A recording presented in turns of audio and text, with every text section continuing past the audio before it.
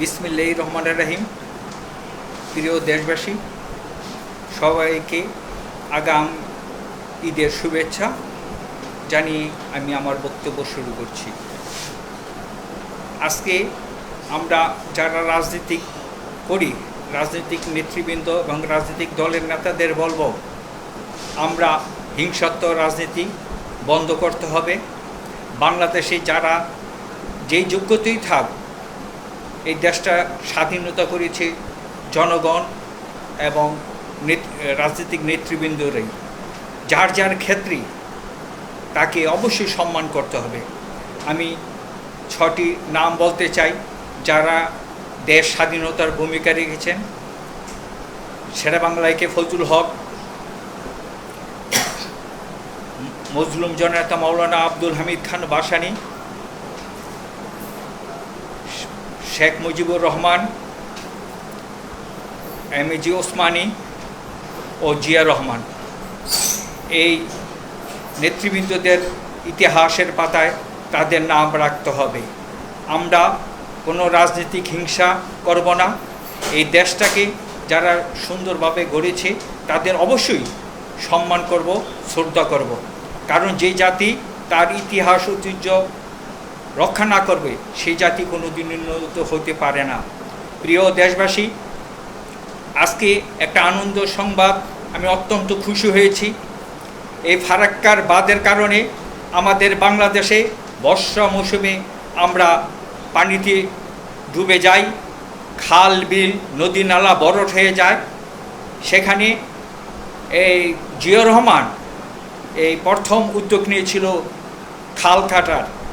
সেই খাল কাটার কারণে আমরা ফারাক্কার পানি যখন ছেড়ে দিয়েছে, সেই পানিটা আমরা ধরে রাখতে পেরেছিলাম। কিন্তু কী কারণে আর খাল কাটা হয়নি, খাল কাটা খনন বন্ধ হয়ে গিয়েছিল।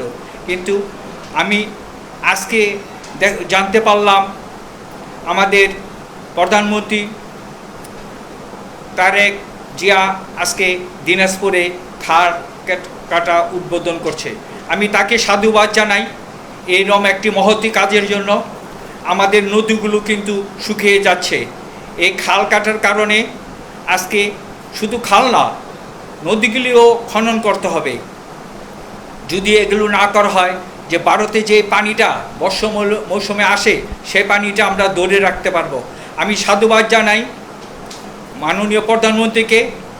আপনারা বাংলাদেশের যতগুলো নদী আছে আশেপাশে, এই খালগুলো আবার পুনরায় খনন করবেন।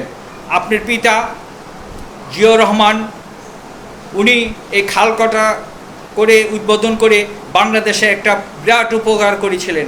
আমি আশা করি আপনি তার সন্তান হিসেবে তার সেই খালগুলো পুনরায় আবার খনন করে আমাদের বাংলাদেশের নদীগুলো রক্ষা করবেন। প্রিয় দেশবাসী, আমরা এই দেশটা বাংলাদেশকে সুন্দরভাবে আবার গড়তে চাই। দল মত নির্বিশেষে আমাদের মত পার্থক্য থাকতে পারে, আমরা ভালোকে ভালো বলবো, খারাপকে খারাপ বলবো। আমরা ভালো কাজগুলো করি। আমি বলতে চাই, আসুন আমরা হিংসা করব না, যে যার ক্ষেত্রে আছে তাদের সম্মান করব। এ আহ্বান জানিয়ে প্রিয় দেশবাসী, আগামী আমাদের ঈদ উল ফিতর হতে যাচ্ছে। ঈদ উল ফিতরের শুভেচ্ছা জানাই। আরেকটি কথা বলতে চাই, আমরা যে